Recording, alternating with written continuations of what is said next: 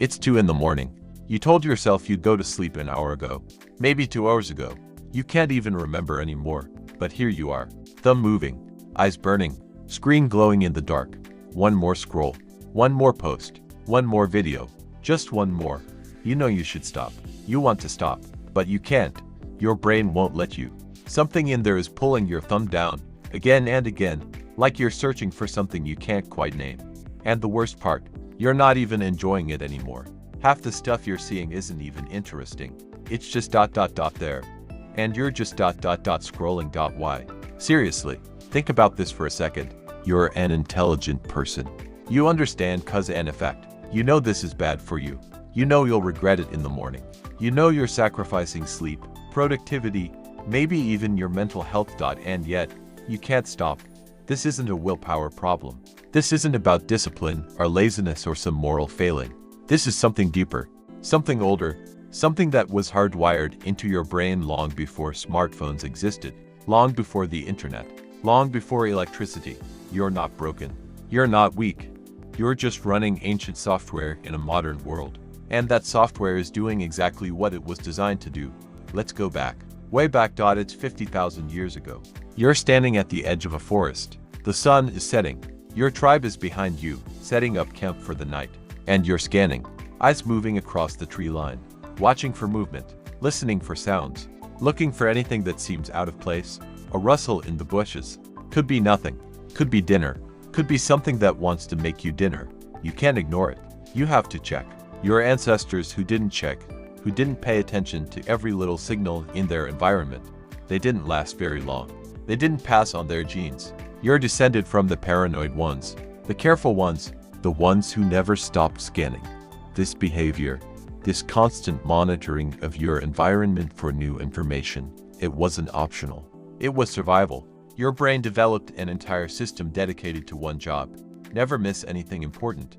And that system is still running. Right now. In your head. At full capacity. Except now, instead of scanning the forest for threats and opportunities, you're scanning a feed. Instead of looking for predators and prey, you're looking for likes and comments. Instead of monitoring your physical environment, you're monitoring a digital one. Same brain, different landscape. Here's where it gets interesting. Your ancestors weren't just looking for threats. They were information foragers. That's the actual term anthropologists use. Just like they foraged for berries and roots, they foraged for information. Where did the herd go? Which plants are ripe? Who in the tribe is sick? What's the weather doing? Information meant survival. The person who knew where the water was, where the food was, where the danger was, that person lived longer, had more kids, passed on those information-seeking genes. You have those genes, and your brain rewards you for gathering information. Every time you learn something new, even something small, even something completely useless, your brain gives you a little hit of dopamine, a tiny reward, a signal that says, "Good job, keep going, this is important." That system worked perfectly for thousands of generations. Information was scarce. You had to work for it. You had to explore, observe, remember. Your environment changed slowly. Once you learned where the good hunting grounds were, that knowledge stayed useful for years. But now you're holding a device that gives you infinite information. Instant information. Information that updates every single second. Your brain's information foraging system, the one that evolved to handle maybe a few dozen new pieces of information per day, is now being hit with thousands, millions. And it doesn't know how to stop. Because in the ancestral environment, there was always a natural stopping point. You'd explore the area, gather what you needed, and then you'd return to camp. Information gathering was limited by physical reality, by daylight, by energy, by distance. There were boundaries. Your phone has no boundaries. You can scroll forever, literally forever. The feed never ends. There's always something new, always another post, another video, another notification, another tiny hit of novelty. Your ancient information foraging system is experiencing something it was never designed to handle. Abundance. Infinite abundance. And it's doing what it always does. It's trying to gather everything, check everything, process everything. Because in the old world, more information always meant better survival odds. But here's the thing, and this is crucial. Your brain isn't just rewarding you randomly. It's not giving you dopamine every single time you scroll. If it did, you'd actually get bored pretty quickly. Predictable rewards lose their power fast. No. What's happening is much more insidious. You're on a variable reward schedule. Let me explain what that means. In the 1950s, a psychologist named B.F. Skinner put pigeons in boxes. Simple setup. The pigeon pecks a lever, it gets food. Basic cause and effect. But then Skinner started experimenting with the timing. In some boxes, every peck gave food. Predictable. The pigeons would peck when they were hungry, then stop. In other boxes, the food came randomly.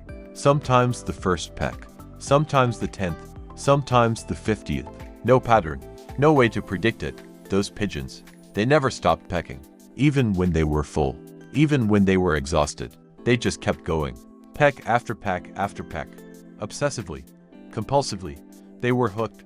This is called a variable ratio reinforcement schedule.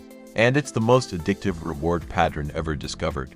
More addictive than constant rewards. More addictive than predictable patterns. Slot machines use it. That's why they're so hard to walk away from. You never know if the next pull is the big win. And your phone? Your social media apps? They're the most sophisticated variable reward machines ever created. Sometimes you scroll and find something amazing. A hilarious meme. A fascinating fact. A message from someone you care about. Dopamine hit. Your brain lights up. Sometimes you scroll and find nothing. Boring stuff. Ads. Posts you don't care about. But you keep scrolling. Because you don't know when the next reward is coming. It could be the next post. It could be 3 posts down. It could be 30 posts down. Your brain doesn't know. So it keeps searching. One more scroll. Just one more. Maybe this one. And occasionally, just often enough to keep you hooked, you find something good. Something worth it. And your brain says, see, this is why we keep looking. This is why we can't stop. The algorithm knows this. It's designed around this. The companies building these apps have neuroscientists on staff. They study dopamine. They study addiction. They study exactly how to keep you scrolling. They're not evil. Well, maybe some of them are. But mostly, they're just good at their jobs. And their job is to maximize engagement. Keep you on the platform. Keep you scrolling. Because the longer you scroll, the more ads you see, the more data they collect, the more money they make. They've built a dopamine slot machine. And they've put it in your pocket. But here's what makes it even more powerful than Skinner's boxes or Vegas slot machines. It's not just the variable rewards. It's what those rewards mean. When that pigeon got food, it satisfied a basic need, hunger. Once the pigeon was full, the reward lost some of its power. But social rewards, status, validation, belonging, those needs never get satisfied. Not fully, not permanently. You're not just scrolling for information. You're scrolling for connection. For proof that you matter, for evidence that you're not alone, for signs that people see you, hear you, care about you. Every like is a tiny signal. You're valued. Every comment, you're noticed. Every share, you're important. These aren't trivial rewards. In the ancestral environment, social connection was life or death. Get rejected from the tribe, you die. Lose your social standing, your survival odds plummet. Your brain treats social threats the same way it treats physical threats. The same neural circuitry, the same stress response. Because for most of human history, they were the same thing. So when you post something and nobody likes it, that's not just disappointing. Your ancient brain interprets it as a threat, a sign that you're losing status, losing connection, being pushed to the edges of the tribe. And when people do engage, when the likes roll in, that's not just pleasant. It's relief, safety, proof that you still belong. The apps know this too. They don't show you all your likes at once. They trickle them in, spread them out over hours, days. So you keep checking, keep coming back, keep opening the app to see if anyone else noticed you. Variable rewards, social survival, infinite scroll. It's a perfect storm. And there's another layer. One more thing that makes this almost impossible to resist. Uncertainty. Your brain is obsessed with resolving uncertainty. It's another survival mechanism. In the ancestral environment, uncertainty was dangerous. Is that shadow a rock or a predator? Is that person trustworthy or a threat? Is that food safe or poisonous? Not knowing could kill you. So your brain developed an intense drive to resolve unknowns. To check, to verify, to find out. That notification badge on your phone. That's unresolved uncertainty. Someone interacted with you, but you don't know who or how or what they said. Your brain hates that. It needs to know. It will bug you, nag you, pull your attention back to the phone again and again until you check. And the thing is, most of the time, it's nothing important. A spam email, a group chat message that doesn't concern you, an app update notification. But sometimes, it's something good. A message from a friend, an opportunity, important information, variable rewards again. So you keep checking. Because you can't stand not knowing. And because occasionally, just occasionally, it matters. The apps have turned your survival instincts against you. Your need for information, your need for social connection, your need to resolve uncertainty. None of this is your fault. You're not weak. You're not lacking discipline. You're a human being with a hunter-gatherer brain trying to navigate an environment that brain was never designed to handle. Your ancestors spent 200,000 years evolving in a world where information was scarce. Social groups were small, and threats were physical. You're living in a world where information is infinite. Social networks have thousands of people, and threats are invisible.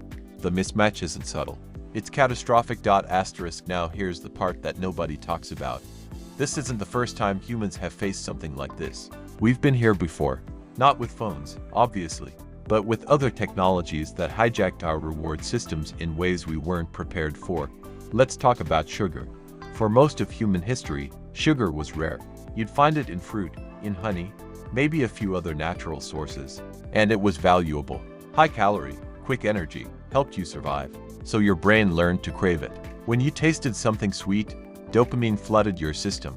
Eat more of this, your brain said. This is good for you. That worked fine when sugar was scarce.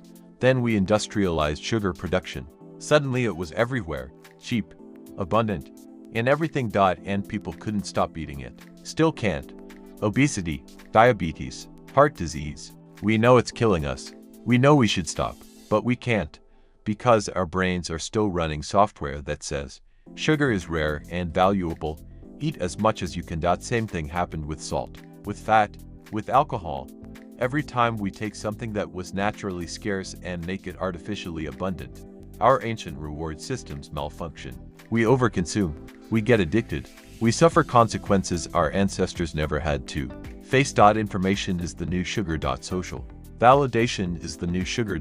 And we're in the early stages of an epidemic that we don't fully understand yet. Because it's not just about wasted time. It's not just about lost sleep or productivity. It's changing how your brain works.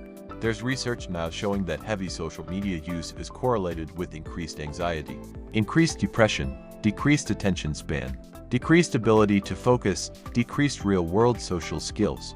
Your brain is physically restructuring itself around these apps. Neural pathways are being reinforced every time you check your phone. Connections are being weakened every time you choose the screen over the real world. You're not imagining it when you say you can't focus like you used to. You actually can't. Your brain has been trained, little by little, scroll by scroll, to expect constant novelty, constant stimulation, constant hits of new information. Sitting with a book for an hour, watching a movie without checking your phone, having a conversation without glancing at the screen. Those activities don't trigger the same dopamine response anymore. They feel boring, slow, unrewarding, not because they actually are, but because your reward system has been recalibrated. And here's what makes this really scary. The technology is getting better at this, faster, more sophisticated. Every year, the algorithms get smarter. They learn more about you, what keeps you scrolling, what makes you click, what triggers your emotions. They'll be testing your brain billions of times per day, across billions of users, finding exactly what works, what keeps you hooked. You're not fighting against your own willpower anymore. You're fighting against some of the most advanced behavioral psychology ever deployed, backed by billions of dollars, optimized by machine learning, designed by the smartest engineers in the world. And their success is measured by one thing: how long they can keep you scrolling. This is not a fair fight. You can't win by trying harder, by being more disciplined, by just putting your phone down. Because every time you pick it back up, the variable rewards are waiting. The dopamine hits are queued up. The uncertainty needs resolving. Your brain hasn't changed. The environment has. So what do you do? Honestly, I don't have a perfect answer. Nobody does. We're all figuring this out in real time. But understanding helps. Knowing that you're not broken helps. Recognizing that this is a design problem, not a you problem, that helps. Your brain is doing exactly what it evolved to do. Seek information. Seek social connection. Resolve uncertainty. Chase rewards. For 200,000 years, those instincts kept humans alive. Now they're keeping you awake at 2 in the morning. Scrolling through content you don't even care about. Searching for something you can't name. It's not a bug. It's a feature. A feature that's being exploited. And maybe just knowing that, understanding the mechanism, seeing the strings being pulled, maybe that gives you a tiny bit of power back. Because once you see it, you can't unsee it. That next time you reach for your phone without thinking, maybe you'll pause. Maybe you'll recognize what's happening. Oh, that's my information foraging instinct. That's my variable reward conditioning. That's my need to resolve uncertainty. It won't make the urge go away. The software is still running, but at least you'll know what you're fighting. Your ancestors fought predators. They fought starvation. They fought the elements. You're fighting an algorithm designed by people who understand your brain better than you do. An algorithm optimized over billions of interactions to keep you engaged. That's the world you live in now. Your great-great-great-grandfather would be confused by a lot of things about modern life. Cars, planes, computers. But this he'd understand. The feeling of being pulled towards something you know isn't good for you. The inability to stop even when you want to. The sense that something outside yourself is controlling your behavior. He felt that around the fire, around the fermented fruit, around the shiny objects and the sweet flavors and the social hierarchies of the tribe. Humans have always been vulnerable to hijacked reward systems. We've always struggled with abundance. We've always had a hard time saying no to things that feel good in the moment but cost us in the long run. The difference now is scale, speed, sophistication. The trap is invisible. The bait is infinite, and the hook is in your pocket. You're not scrolling because you're bored. You're not scrolling because you're lazy. You're not scrolling because something's wrong with you. You're scrolling because 200,000 years of evolution built a brain designed to seek information, connection, and novelty in an environment where those things were rare. And you're living in a world where they're infinite. Your thumb moves down the screen. Your eyes scan for something new. Your brain waits for the next hit. Somewhere, 50,000 years ago, your ancestor is doing the same thing. Eyes scanning the horizon, searching, always searching. Same behavior, same instinct, same brain. Different world. That's you.